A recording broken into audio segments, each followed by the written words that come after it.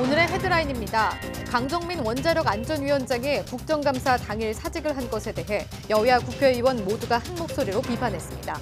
위원장의 사퇴로 행정공백이 불가피해진 가운데 생활 방사선 제품의 관리 감독의 부실에 대한 지적도 나왔습니다. 우리나라에서 처음 가스를 생산했던 동해가스전이 3년 뒤에는 해상풍력발전단지로 재활용될 계획입니다. 부유식 해상풍력발전단지가 조성되면 하루 26만 가구에 공급할 수 있는 전기가 생산될 전망입니다.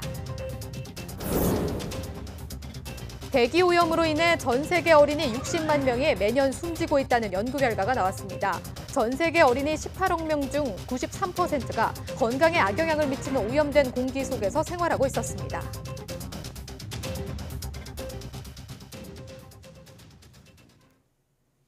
시청자 여러분 안녕하십니까? 10월 30일 화요일 사이언스투데이입니다. 오늘 아침 서울 기온이 0.7도로 올가을 최저를 기록한 가운데 첫 얼음도 관측됐습니다. 서울 첫 얼음은 지난해 예년과 같은 시기입니다. 오늘 아침 지역별 기온은 설악산 영하 8도를 비롯해 철원 영하 3.3도, 파주 영하 3.1도, 봉화 영하 2.4도 등으로 평년 기온을 5에서 7도 정도 밑돌았습니다. 기상청은 내일부터는 기온이 조금 오르겠지만 예년보다 쌀쌀한 날씨가 금요일까지 이어지겠다고 밝혔습니다. 강정민 원자력안전위원장이 취임 10개월 만에 사퇴했습니다. 특히 종합국정감사 당일 아침에 사표를 낸 것에 대해 여야 의원들은 국회를 무시한 처사라며 한 목소리로 비판했습니다. 양회영 기자입니다.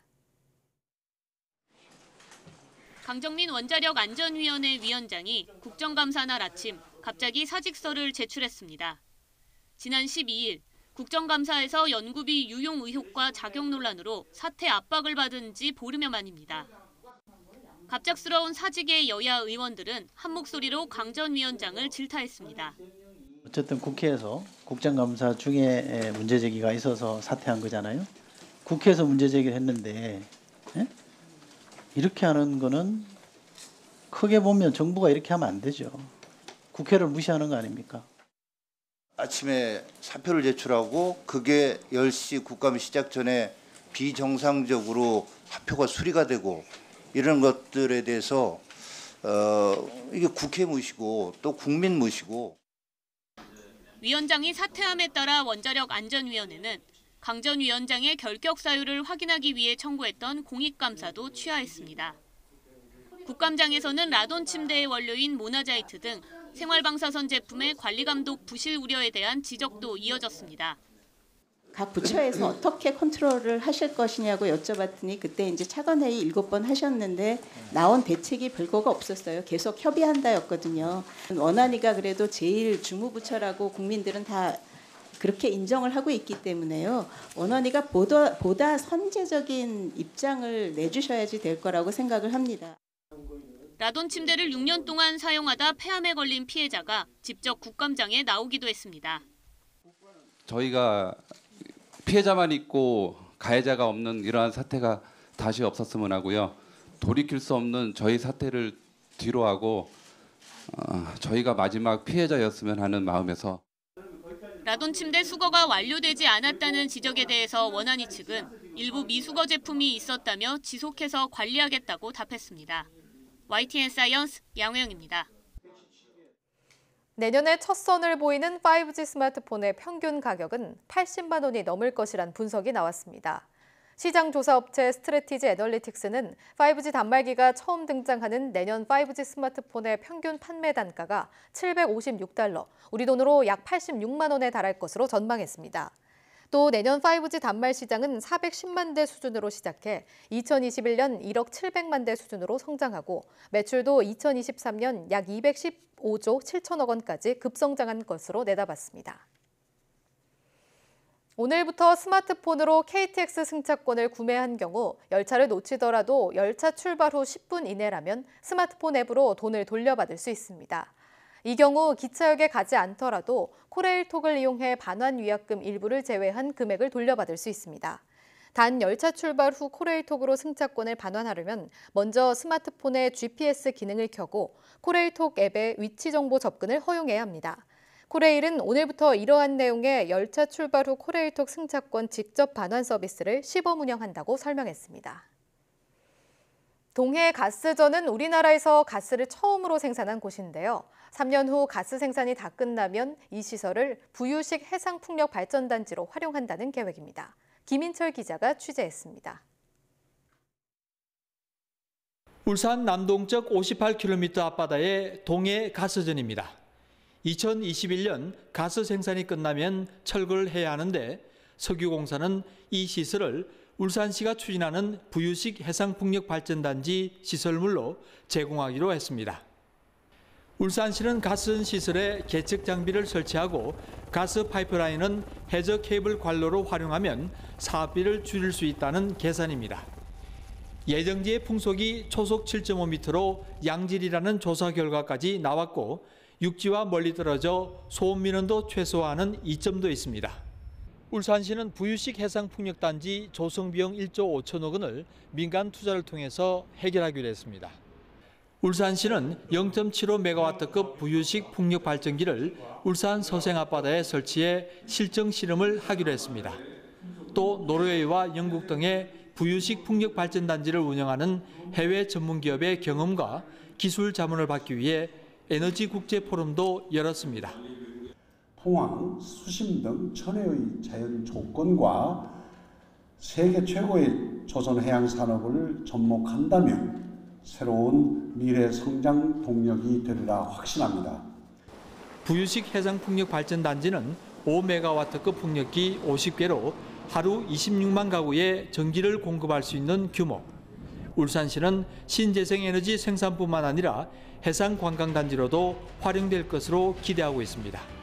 YTN 김인철입니다. 해마다 세계에서 15살 미만 어린이 60만 명이 공기 중 유독물질 때문에 숨지고 있다고 세계보건기구 WHO가 밝혔습니다. WHO는 지난 2016년 어린이 60만 명이 오염된 공기로 인한 급성 호흡기 감염으로 사망했으며 매년 비슷한 추세가 이어지고 있다고 밝혔습니다. 또 전 세계 어린이 18억 명 중 93%가 건강에 악영향을 미칠 수 있는 공기 속에서 생활하고 있는 것으로 파악됐습니다. WHO는 세계 인구 10명 가운데 9명이 오염된 공기 속에서 생활하고 있으며 이 때문에 700만 명이 기대 수명보다 일찍 숨지고 있다고 덧붙였습니다. 저개발국과 개발도상국 어린이들의 98%는 WHO의 초미세먼지 기준을 초과하는 대기오염에서 노출된 것으로 조사됐지만 선진국에서는 52%의 어린이가 비슷한 상황에 있는 것으로 나타났습니다.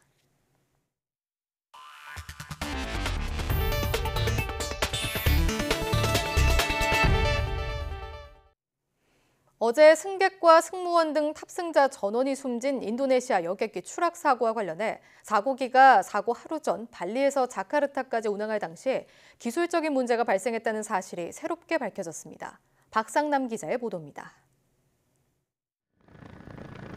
항공기 추락사고 해역에 사고기에서 나온 것으로 보이는 수많은 부유물들이 떠다닙니다.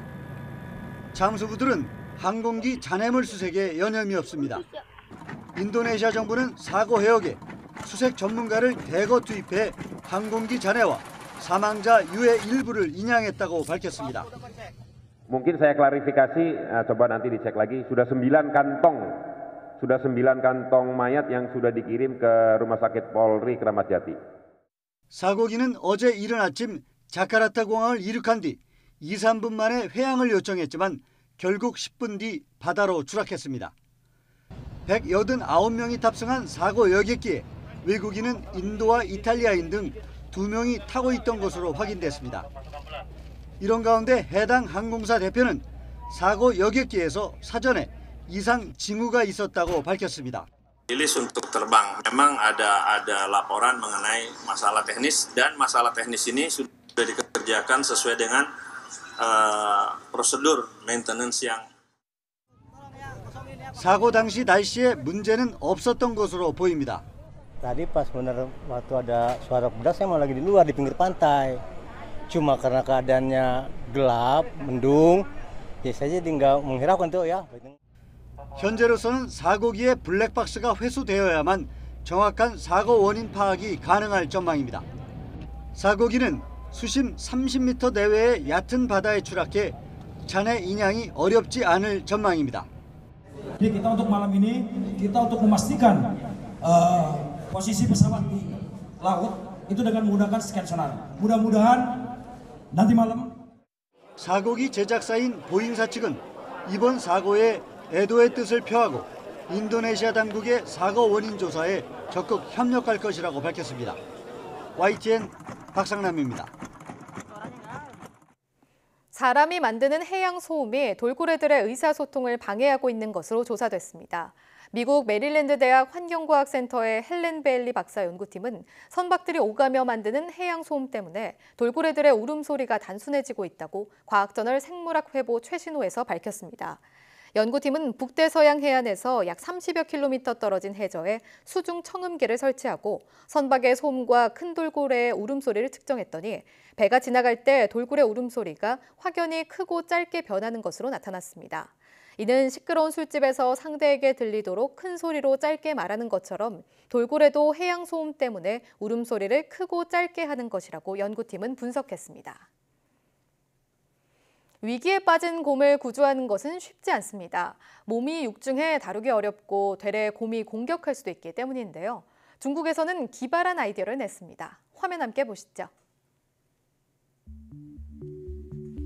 곰 한 마리가 낑낑거리며 철창을 기어오르고 있습니다. 물이 빠른 속도로 흐르고 위로도 경사가 가팔라서 탈출이 쉽지 않은데요.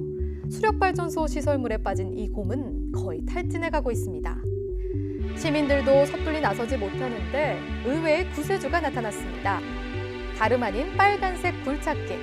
이렇게 수저처럼 모양을 만들어 곰을 떠서 들어올리는데요. 곰을 운반할 별도의 우리도 만들어 안전하게 이동시킵니다. 흙을 파는 데 쓰는 굴착기, 이렇게 보람차게 활용할 수도 있군요. 우리 은하에 이웃한 작은 은하인 소마젤란 은하가 서서히 죽어가는 증거가 포착됐습니다. 호주 국립대학과 연방과학원은 여러 대의 대형 전파망원경 집합체를 이용해 소마젤란 은하에서 수소가 빠져나가는 것을 관측했다고 밝혔습니다. 수소는 별을 생성하는 주요 물질인데 연구팀은 수소가스가 고갈되는 것은 은하가 서서히 죽어가는 것과 마찬가지라고 설명했습니다. 이번 연구는 은하의 진화 과정을 연구하는 프로젝트의 하나로 진행됐으며 외소 은하에서 이런 모습이 분명하게 관측된 것은 이번이 처음입니다. 지난 8월 발사된 태양 탐사선 파커가 인류가 만든 비행체로는 최초로 태양에 가장 근접하는 기록을 세웠습니다. 미국 항공우주국 나사는 파커 탐사선이 한국 시각으로 오늘 새벽 2시 4분쯤 태양 표면으로부터 4,273만 킬로미터로 돼 있던 최근접 기록을 깼다고 밝혔습니다. 태양 최근접 기록은 미국과 독일이 공동 제작한 헬리오스 2호가 1976년 4월에 세웠습니다. 파커는 다음 달 5일 첫 궤도에서 태양과 가장 가까워지는 지점인 2,500만 킬로미터까지 도달하게 되고 앞으로 7년 동안 태양을 24차례 돌며 각종 정보를 수집하게 됩니다. 일본이 온실가스 관측 위성 이부키 2호 발사에 성공했습니다. 일본 우주항공연구개발기구는 가고시마현 다네가시마 우주센터에서 이부키 2호를 탑재한 로켓을 발사한 뒤 이 위성을 분리하는 데 성공했다고 밝혔습니다. 이 위성은 파리 협정에 따라 각국이 보고하는 온실가스 배출량을 검증하는 역할을 맡게 됩니다. 9년 전 발사된 이부키 1호의 후속인 이 위성은 전보다 이산화탄소 측정은 8배, 메탄은 7배 정밀도가 향상됐으며 미세먼지 농도 측정도 가능한 것으로 전해졌습니다. 추위가 갑자기 찾아오면서 올해 김장 걱정하시는 분들 많으시죠?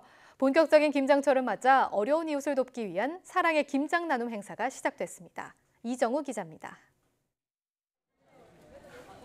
예년보다 일찍 찾은 추위. 대학 캠퍼스에 김장 축제가 열렸습니다.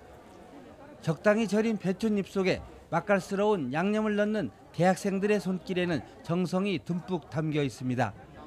올해로 16년째 맞는 사랑의 김장 나눔 잔치에 모두가 옷소매를 걷어붙이고 힘을 모았습니다. 사실 매번 같은 작업이라 좀 지루할 수도 있는데 매번 새로운 이웃에게 이제 김장을 전해드릴 수 있고 그분이 따뜻하게 겨울을 보낼 수 있다는 생각에 정말 기분 좋게 참여하고 있습니다. 학생과 교수, 교직원들이 힘을 모아 만든 김장은 추운 겨울 주변의 어려운 이웃들에게 전달됩니다. 올해 담은 김장은 모두 3,000kg. 천안시의 도움을 받아 혼자 사는 어르신과 소년 소녀 가장 등 취약계층 300가구의 겨울 먹거리로 활용됩니다. 사랑의 김장 나눔 행사는 학생과 교직원들의 성금 등으로 마련돼 더욱 의미가 큽니다. 독거노인이라든가 이웃 어려운 가정에 이렇게 사랑을 나누고 있습니다. 올 겨울에는 그분들의 참 따뜻한 겨울이 되었으면 좋겠습니다. 대학 캠퍼스에서 16년째 이어지는 사랑의 김장 나눔 행사가 지역사회에 따뜻한 온기를 불어넣어주며 지역민 모두를 하나로 이어주고 있습니다. 진짜 고맙지 뭐. 이런 해마다 내가 못하는 거 다 손녀 같은 식들이 해가지고 주니까네 너무 고맙고 감사하고 맛있게 그냥 잘 먹을게요. 올게도. YTN 이정호입니다.